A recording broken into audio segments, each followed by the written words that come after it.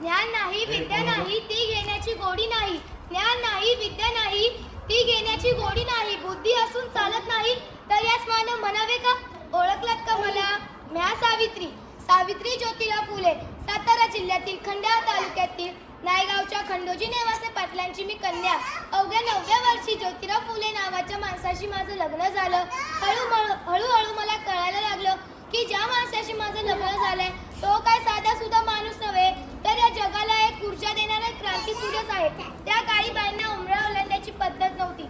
बाईच्या जातीचं कसं, आपण भलं, आपलं घर भलं आणि घरातली माणसं, स्त्री पुरुष उच्च नीच असा लय भेदभाव होता.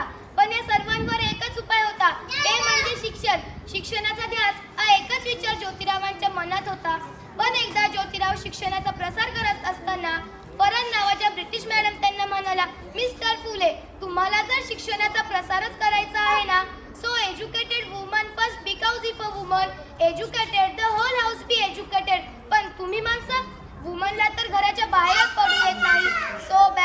सो बॅड मिस्टर फुले.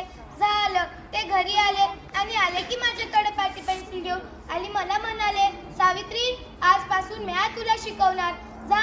सुरू झाला माझा अभ्यास. काना, मात्रा, वेलांटी, आकार, उकार, बे कबे, बेदुने चार, हाच ध्यास. मी लिहायला शिकले, वाचायला शिकले, मी काव्य सुधू रचू लागले. धन्यवाद.